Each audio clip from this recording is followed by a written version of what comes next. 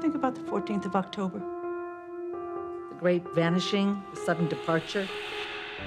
I mean, come on. What else is there to think about? I need you to tell me everything that happened last night. This was all your idea. Why do you carry a gun? What?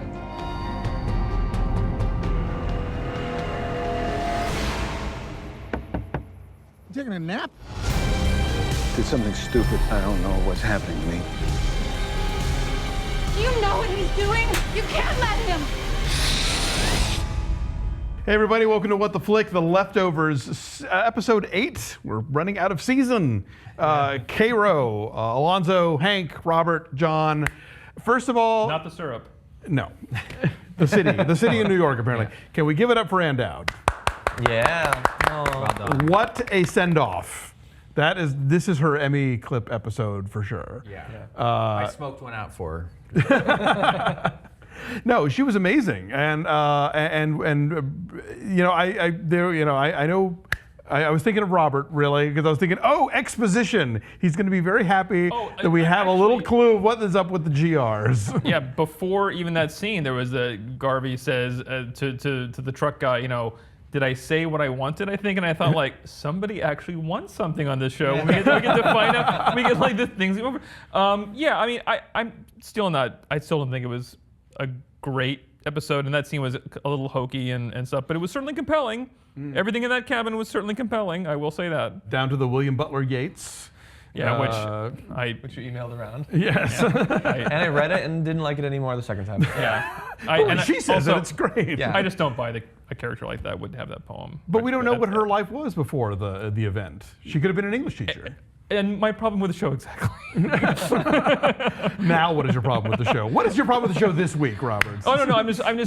Look, at this point, I would rather the show throw a bunch of things out at you that are interesting, and then you just hopefully find something that you like, than just kind of be morose and like uninteresting as it was earlier in the season. So certainly things are happening. You can tell things are moving in a very gloomy and dark and disturbing direction. Well, again, I've always said that this is a show about PTSD. This is a show about a society dealing with a traumatic event that was not only a terrible thing, but an inexplicable one. And it's that inexplicableness that is the most horrifying, because you either go to a place of nihilism where nothing matters in a world where anything like this can happen, or you look for answers, and that path leads you to, the GRs or Holy Wayne or wherever else. I agree, and I just don't think the Guilty Remnants are an interesting embodiment of that particular clash. I think that this episode made them a little bit more interesting because it shows the hypocrisy that underlying their message. I mean, they've been talking about how they want to be a reminder, and certainly when they go in and steal photos or possibly soon put bodies in houses, it seems like that's what they're trying to do. But when they sacrifice one of their members just to get publicity, basically, that's what she sort of admitted to, as we alluded to, that we thought would happen a few weeks ago. And then when you see little Garvey show up at the end, like, she's not showing up because she wants people to remember. She's showing up because she doesn't feel like she fits in, or she feels depressed still. It's much more selfish than they would lead you to. But again, but she doesn't necessarily have to show up at their doorstep with their manifesto in mind, as long as she gets folded into the community and brainwashed into whatever it is they want her to believe. I'm sure people join cults for a multitude of reasons, and then they all wind up in whatever the group speak is for the thing. However, the idea of the member who voluntarily got killed, like Patty says last night, you remember her name, you remember Gladys. And I remember that at the last minute she didn't want them to kill her. Exactly. That's the way. Right. She won't talk about that. Sure, but you know what? Not everybody is as into it as Patty, who was gonna die in that cabin no matter what. If she had to do it herself. But I mean, obviously Gladys was not as as firmly committed to the thing. Yeah. But yeah, so we're setting up for this Memorial Day thing where they have clearly bought loved ones of all these people in town. Right. You can, Nora is going to go out to that swing set and find, her kids and her husband out there, and that's going to be horrifying. But there's a little interesting throwaway line. I don't even know if y'all caught it. When Liv Tyler is in Patty's office watching the news report is about a mass grave that has suddenly gone empty. Yeah. So clearly we are on the verge of another event on top of everything else that's going on. Does that just become a sinkhole? Just like suddenly there's a divot? Like how does that? Did they check it? Did they? The webcam show Depends on it? their skin. They're They got a normally baby bodies. monitor in Yeah, the I I was going to say, there's no The there were circumstances casts. behind the mass grave being found empty. Did we have that? It's a quick throwaway, like I there's mean, a shot of a it's sort of tank. a It's panning in shot. some part of the Yeah. other part of the world where there's war going So on. it or whatever. could be that they were just disappeared 3 years ago too, and no yeah. one knew that. Well, again, It indicates too, like you said, this event, this PTSD that everybody's suffering from, but it's also kind of not over. Sure. So Well, there's yeah, looming, there's also looming, the other things shoe coming issue. down. You know, Yes. like is there more coming? Is Yeah. you know, Well, I also love what that says about our world. That like they're not traumatized by a mass grave. It's that the mass grave's empty all of a sudden. How about the we mass not grave, fill a whatever, grave you with know. people? Ordered by the guilty remnants of our town. I loved the opening, sort of the cross-cutting back and forth between Kevin setting the table and Patty putting out the corpse's clothes, and just the idea of. You know, you can tell like this is the first time that Kevin has set the table for four, or even at all in a long time. You know, and that he's making his chicken and he's The knife goes on the right side, not the left side. yeah, all that stuff. You know that he's finally coming alive a little more, and that Nora too. And then the whole episode winds up this whole notion of like, what is it to be okay? And is that allowed? And is it possible? You know, and do we believe the gun it? thing's about? Because I was a little stuck on why the girls are obsessed with this gun. Yeah, the gun thing boils down proof to that she's still suffering. Is yeah, that why they the need idea gun? that here's a woman who has suffered more than anybody else Yeah. that they know. Right. Yeah. If she has genuinely come to a place in her life that she doesn't have to carry the gun anymore, does that mean that there's a way through it? It's like the dog, you know, can we make the dog not bark all the time and not be crazy? Or is it a hopeless case? Is she a hopeless case? Also, Are we does- all hopeless cases? Does her unwillingness to get rid of the gun, like she sort of got rid of it, but not really, does Yeah. that imply that Huggy Bear's treatment did not actually take? Or that she maybe just deep down worries that it's not going to last? And she keeps or it in her kid's room underneath his bed in a box called Sort of Trouble. trouble? Yeah. So, who knows? Didn't even notice that. There's any number of. You know what it is? She's got one more on that interpretations. hooker punch card for 10, but shoot me 10 times. She you gets get a the free 11 shot free. and a sub sandwich. Yeah, so that's why she does the jacket. You know, the twins, I'm liking the two twins. The I thought twins are great. Douchey guys, I wanted to hate them, but they're funny and they're good. I don't know. That's my contribution You to the know, story. I like the twins. and the whole the end of because I'll tell you when the door opens at the end of the GR house, I thought it was going to be Amy. Oh, yeah, I thought right. it was going to. Too. I thought it was going to be Amy, yeah. and then so it was Jill. I was kind They of set that up, surprised. But you know, but when Jill asked Amy, like, "Did you fuck my dad?" We were all thinking it. We were all. I know. I was we glad were they all finally been addressed thinking it. Yeah, but the reaction was so false. I mean, that character has been nothing but a temptress and a snarky person all the time. Why would she all of a sudden have a meltdown like that? I don't know. She would have tossed off that accusation by her friend and made a joke and like I think that Jill thinking that would have happened it was something the creators needed one more represents the thing. crossing of a line. I think The writers needed one Yeah. more thing to justify Jill going over to the guilty remnants, and it was just false. I think no. She also doesn't really deny it still. It's still entirely possible that she has done it, even if it's during one of his like I don't sleepwalking. He did a blackout. He does Yeah, a few so- things. Yeah. No. I think that we see Jill very intentionally cutting off ties, literally in the case of the dog, but cutting off ties with Amy and with everything else, so that because the mom. yeah. There's So- also the possibility, by the way, that this is another sort of, that they're just trying to throw us off, and she's actually going in as some sort of double agent to try to get her mom out. That's also That's possible. also There you go. possible. That would be interesting. Anything is Yeah. possible. Now about the fugue states.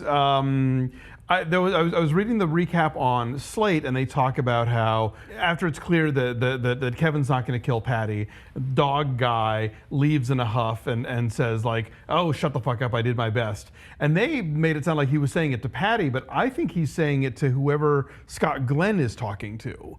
Because you'll recall early on, I think it's Scott Glenn who tells Kevin they're sending somebody to help you out, and that's when Dog Guy mysteriously appears. So he is somehow The guardian angel. the guardian angel. Yeah, That was subtle. Well, the two sleep worlds actually that sparked my interest too. I mean, the idea that there's like these two worlds that he's living in. I mean, in both, one's asleep and one's not. So that Well, and really fast, somebody, I forget where I read this, but somebody brought up the possibility that it wasn't that 2% of the population was taken away. It was they were actually taken away, 98%. And that they're in some sort of weird alternate world now. Oh, like so this is all in purgatory. purgatory That's or whatever. just Well, it's just somebody's like, theory. it's a lost kind of thing. That's the Damon Lindelof I like. Yeah, that'd be a great twist. And that's why he keeps his laundry on trees out in the woods. You know? Well, They dry them. let's not forget, Justin Theroux was in Mulholland Drive, which was also, operated in two different spheres. What do we think the shirts on the trees mean? That's a I don't weird know. one.